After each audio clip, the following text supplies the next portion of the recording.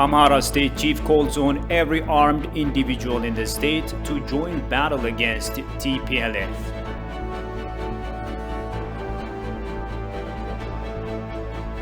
And scholar urges Ethiopians not to allow TPLF to dismantle the nation.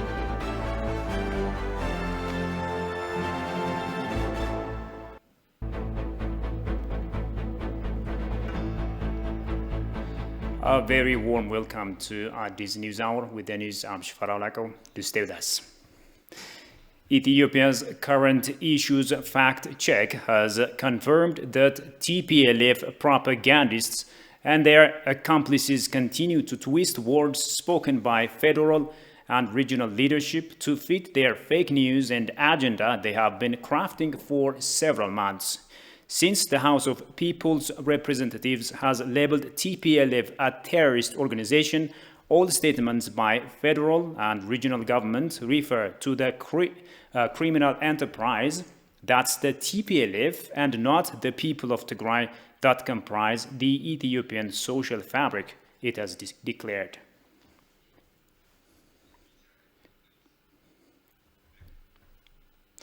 The chief of the state of Amhara, Agegno Teshagar, calls on every armed individual and the young who come of age to join the Amhara Special Force and militia in the battle against TPLF fighters.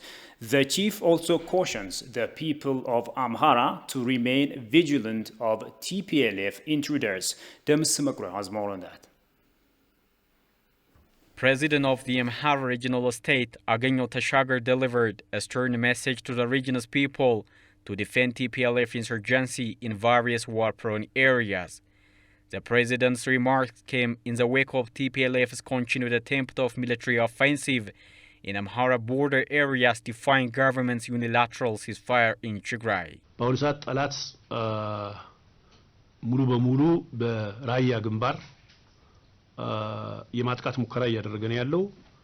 በጠለምት አካባቢ የማጥቃት እያካሄደ ነው ያለው። TPLF rebels are trying to open a full-scale war in Raya front. They are also opening an offensive in Talant, Walgait and Wag areas. The rebel groups are currently using their maximum effort to launch attacks and break the nation apart. But all their attempts are foiled by members of the National Army and the Amhara militia and special forces. Agegno calls on all armed Amhara residents to mobilize for battle against TPLF rebels. Urging the people to remain alert, Agegno called on all the young who came of age in the region for an immediate response to join the special force and defend their people.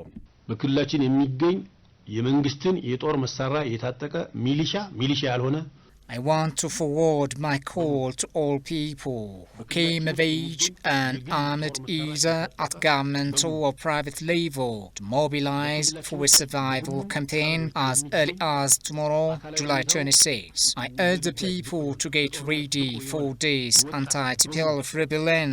Go get registered in nearby districts. The Amhara Regional State President Agegno Teshagar also expressed his gratitude for all Ethiopians who are fighting along with the National Defense Force and the Amhara forces to destroy their common enemy, the terrorist TPLF forces.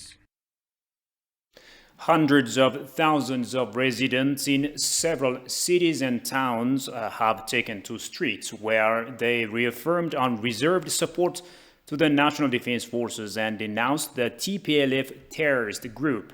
Cities and towns in Oromia, Amhara, as well as Afar states and Reda city have hosted huge gatherings of people who carried placards honoring the gallantry of the ENDF, denouncing atrocities committed by the TPLF group and calling on the international community to stop pressuring Ethiopia. Demonstrators urge countries and international organizations to stop meddling into Ethiopia's internal affairs and condemn bellicose and use of child soldiers by terrorist organizations. They vowed to pay sacrifices to maintain territorial integrity and sovereignty of Ethiopia. Participants of the rallies also celebrated the second filling of the Grand Ethiopian Renaissance Dam, pledging continued support till successful completion of the project.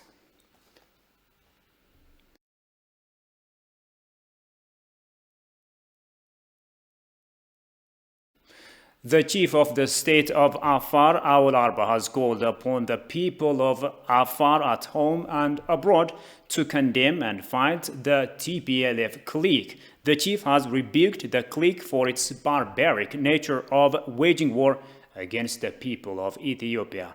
Alula Taklamaran presents the story as follows. Only 2 weeks after the Ethiopian government announced unilateral truce, the TPLF rebel group exerted attacks in several parts of Amhara and Afar regions in the northern Ethiopia. Following this, Chief of the Afar Regional State Awul Arba calls upon the people of Afar at home and abroad to condemn and fight the TPLF junta. Asriti junta inkitan Ethiopia tagalo. It's obvious that the TPLF junta is mobilizing forces to dismantle Ethiopia. The manifestation of this clique written in 1976 stated that it allowed them to do so if they do not stay in power. They say they remain Ethiopians until they hold the federal power. He said his government will take all the necessary measures to successfully destroy the junta, recalling the gallantry of the Afar people in doing so. Junta gitite these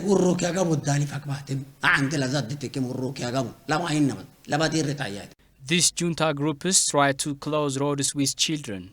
It's very easy for us for any counterattack as they did, and we will do that. It's impossible to defeat Afar this way. Afar has neither bent the knee, being quiescent, nor have we any cooperation with such irresponsible forces. We will once and for all destroy this terrorist group in unified terms. There is massive accusations that the TPLF is recruiting and deploying child soldiers in its recent attacks. The TPLF terrorist group has been making frantic attempts to dismantle the country using children as soldiers. That's according to Omar Hayes, an Ethiopian scholar from Germany. He says the TPLF's belligerence to nudge children into a meaningless war is a manifestation of its contempt to the people of Tigray. Kasam Chane presents the following story. The TPLF is trying to portray the war it wages against the people of Ethiopia as a dispute between the clique and the two regional states, Afar and Amhara. Talking to ETV Languages, Omar Hayes, an Ethiopian scholar who lives in Germany, said that the war which TPLF wages against the states of Amhara and Afar has a wider scope of dismantling constitutional order. The war is going in the Afar region, in Amhara region is bad. They want to destabilize all Ethiopian, all the country, and we know that because we have seen that in the last few years, there was also the delegations from Ethiopia, the elders, the women, the religions leaders, all they would be there, just at least to reduce this conflict, but they refuse and they start. And now they are getting their punishments. Specifically in the Afar region, we are a neighbor with them. One. Second, we are also a way which is connecting the Djibouti with the Ethiopia, and all the import and export, 90% are going throughout this way. Therefore, if they go to keep this area just to get the attentions from the international supporters of them, they tried, but they lost, and they will go to lose again and again. Umar strongly condemns the clique for its reckless and ruthless act of recruiting children for war. It's very sad. Really, it is very sad. These people are, or this junta, they don't have a mental. Look, these children, they must go to school. They have to have a books. They have to have the pencil, a pen. Most of the junta leader children, where they are in USA, they are in Europe, they are everywhere. But the children of the Byzantine, the children of the poor family, they are there, and they are using them to bring in about the last 30 or 40 persons. And most of the TPLF leaders, they are more than 60 years old. How long they will go to live? 200 years? 150 years? They have to think for their future. I'm very sorry for the mother and the fathers of the children. I'm very sorry for these young people. Instead, they go to school, they are go to war.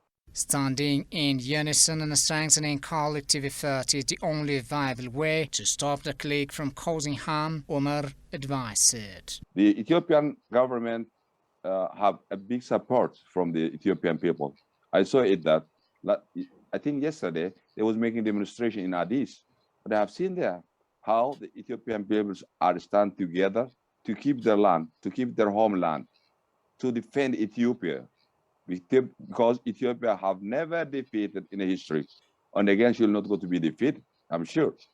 And the Ethiopian government have a good progress now. They are doing well, but they have to be in diplomatical way to keep more strong on more powers. It is widely seen that the TPLF clique is sending child soldiers to the Amhara and Afar war fronts, defying international criminal laws.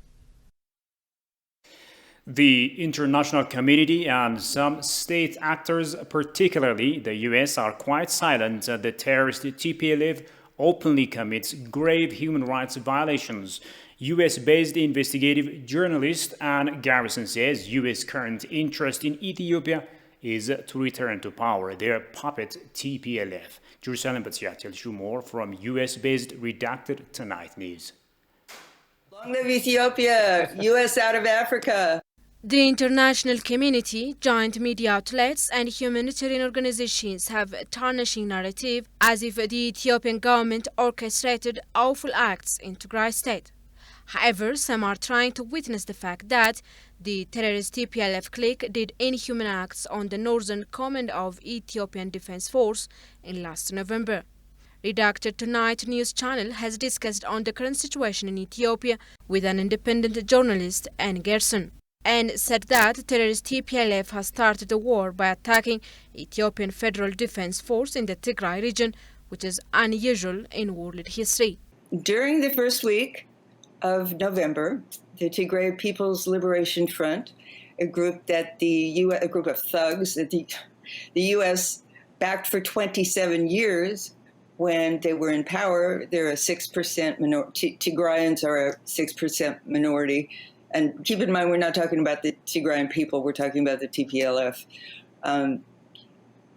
This group that was in power for 27 years with U.S. support, and which allowed, therefore, the U.S. to use it as its army in Africa, they had retreated to their province after they lost power because of a popular uprising in 2018, or a series of them.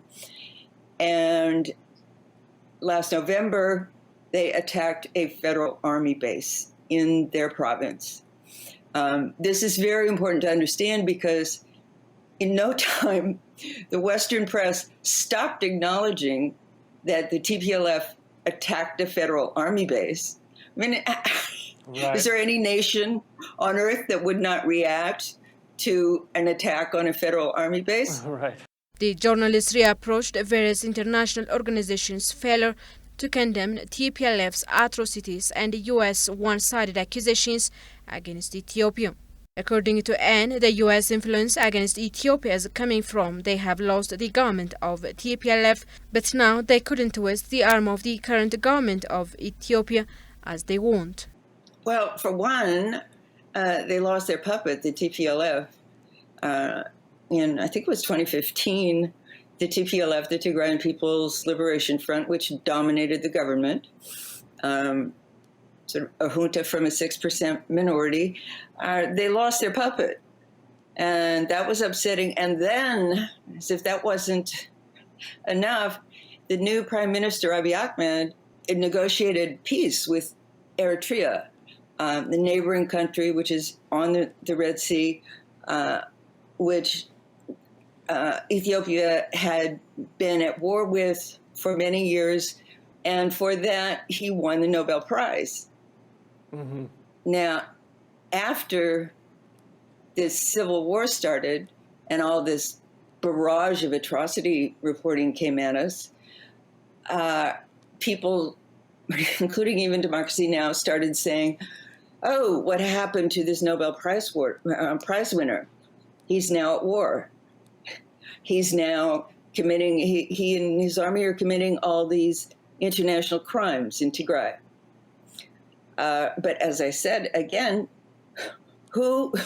what nation would tolerate an attack on a federal army base? And added, the U.S. intentions in Ethiopia can be mapped out with a look at its history of humanitarian intervention and its actions during the genocide in Rwanda.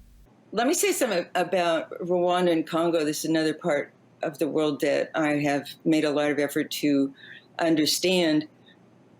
Another way you know that some kind of U.S. intervention is coming, whether it be, the censure, the sanctions, the international criminal indictments, proxy wars, or worse. While many condemn such vicious acts, international human rights bodies opt to remain silent. Now, Ethiopia has been in the headlines of global media in recent months. The TPLF that ruled the country for close to 3 decades attacked the country's national defense force. Rejecting Ethiopian government's unilateral truce, the TPLF has continued to fight into other regions.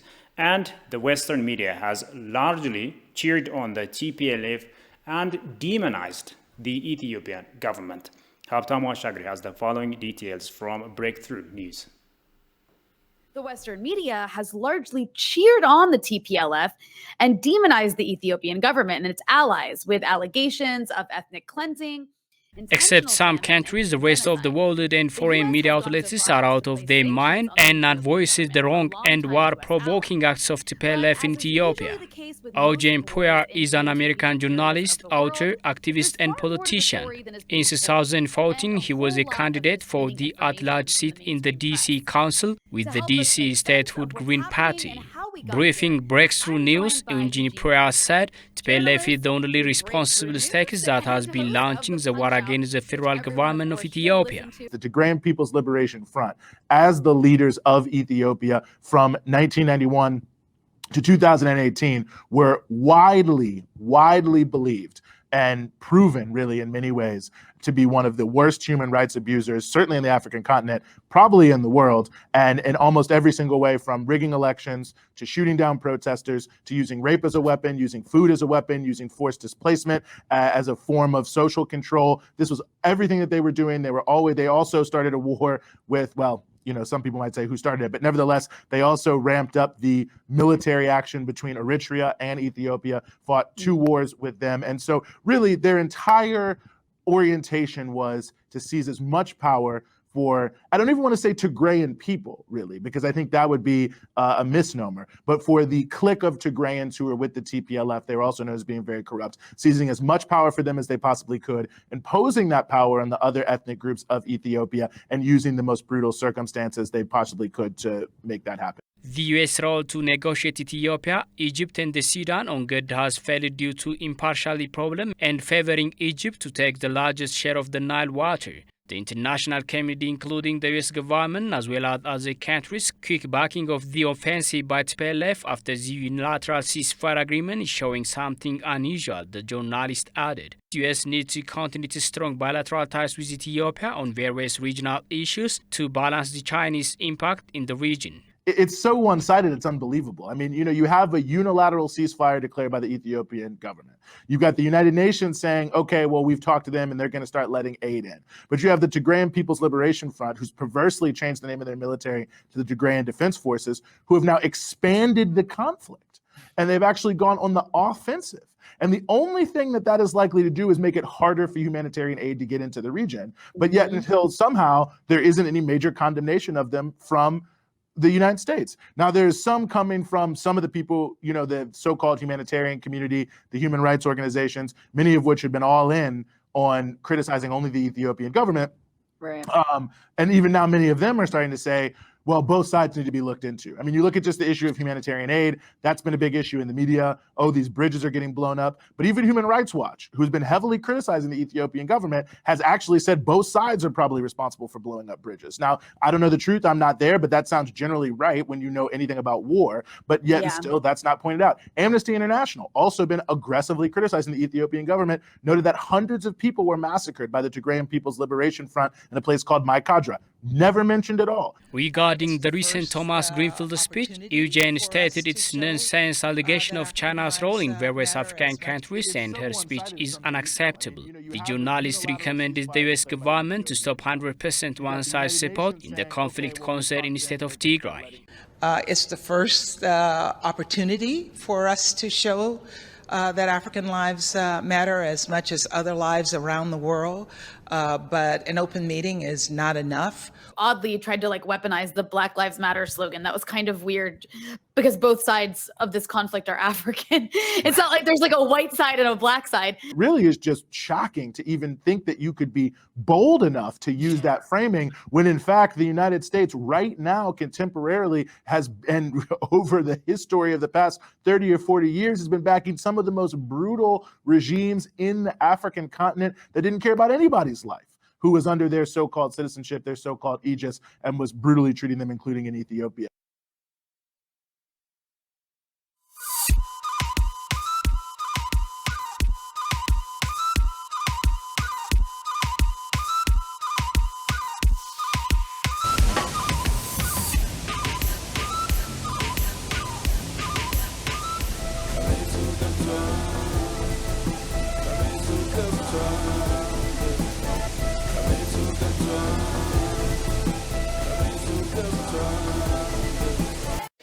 Now moving to other stories, the Addis Ababa University has taken over an art gallery at the Entoto Park from the government.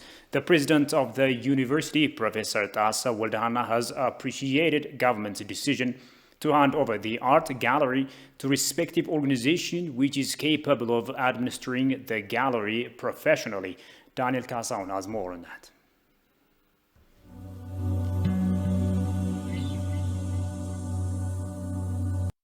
The Entoto Park is part of the Sugar Beautifying project, which aims to change the picture of the African capital Addis Ababa. This is being done by beautifying the riverside that stretches from Toto in the north to Akaki in the south. Toto Park incorporates lots of facilities, including restaurants and sporting events, as well as an art gallery among others. Now the government has come to a decision to hand over the art gallery to the Addis Ababa University, which has long been engaged in training professionals in their respective field. President of the university, Professor Das Waldhana, appreciated government decision for handing over the art gallery to a capable institution to administer the gallery professional. The handing over event of this art gallery is special to the Addis Ababa University, which has for long been engaged in training capable professionals in the respective field.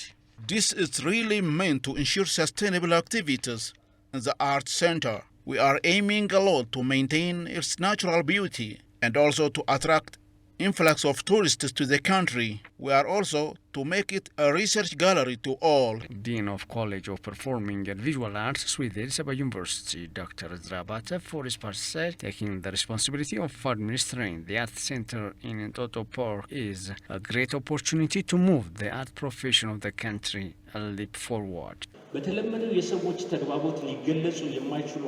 We are very responsible to maintain the natural beauty and attraction of this place, thereby fostering the benefits the country can get out of it. Art and nature are intertwined. Nature motivates art and vice versa. We are duty-bound to do more as an age-old institute in the country. The opportunity we are given is huge. Let's work hard to make the center one of the most attractive places in the capital city. Entoto Park is fully equipped with various indoor and outdoor facilities, including sports centers, library, entertainment, restaurants and coffee shops, artificial lake and fountains, walkways, bike, scooter and car routes. Most of these facilities were constructed using local materials, so they blend in beautifully with the natural environment of the park. The Auto National Park will be significant in terms of facilitating stimulating service economies and changing the look and feel of the city of Addis Ababa.